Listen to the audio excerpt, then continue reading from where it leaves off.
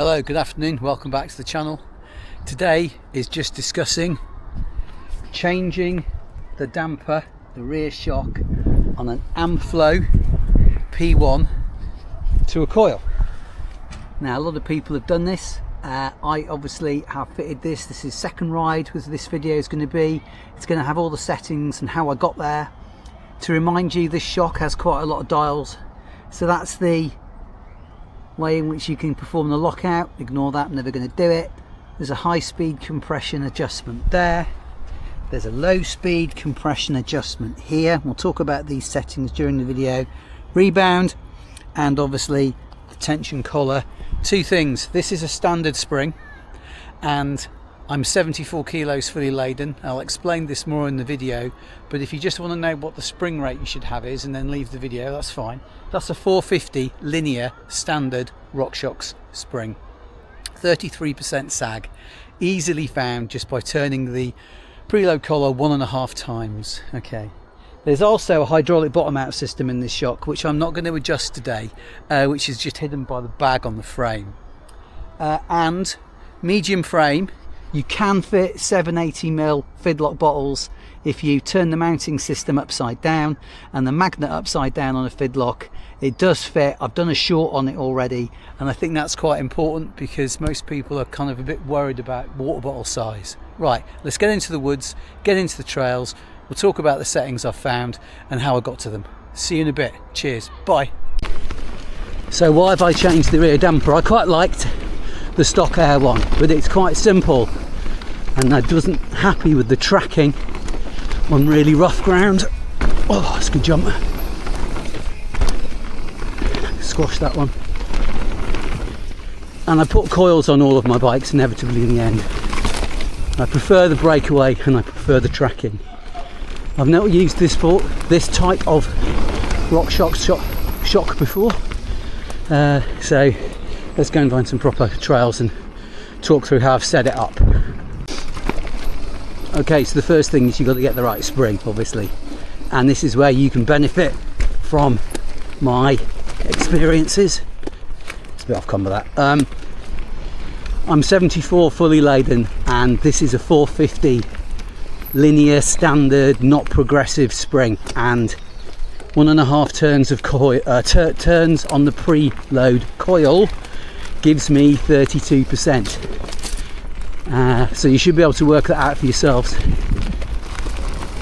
So this is the standard RockShox spring. I've not done anything clever with that.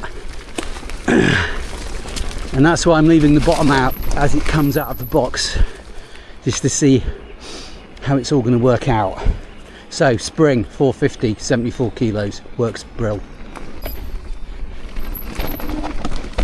Another thing is about setting expectations. It's a really short stroke. It's a trail bike. This doesn't give you a magic carpet, but it definitely gives you better grip, easier breakaway into the shock. It's not slouchy the way I've set it either. It's still maintaining the ethos of this really snappy, light, highly powered trail bike to go yarding around in. It's not going to turn it into an enduro bike is what I'm saying. Remembering that I've not put burley forks on or anything like that. Okay. And as you'd expect, the breakaway forces of RockShox's best, or one of their best, Coil Shocks is phenomenal, which means that you get a smoother ride, but you also get a more composed ride. So for that, I'd say yeah, plus win. This is my second ride on the coil. We started off by keeping it in middle settings on the compression. I'm going to talk about compression. Now it goes middle, -1, -2, or middle +1, +2. So there's only a few different clicks, and as you'd expect, that makes a massive difference. And I felt that it was getting a bit choked. So to stop it feeling choked, I've progressively changed the low speed compression, and it's now on the lowest setting. It's still active at the lowest setting, which is -2. So in terms of high speed compression, I've been through the same process, and that's on -2 now as well. Now this is in line with the Rebound being 8 back from slowest. There's 20 or 19 clicks for it. What I'm trying to do is get as much travel as possible out of the suspension system, and it's kind of working.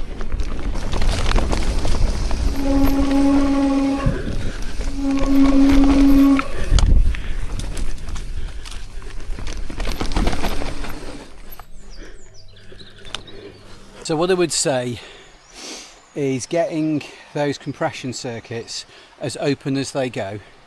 33% sag definitely improves both the going up and the going down. Is it a worthwhile investment? Yeah. Does it turn it into a trail enduro type bike? No. I've still got the 160s on the front, but it is mulleted, as you know, so 63-degree head angle. It feels more planted. It goes up and down better. What's not to like? But yeah, interestingly, compression circuits, just wind them back, made a big difference, stopped it getting all choked up. Have fun. Cheers. Catch you later. Bye bye.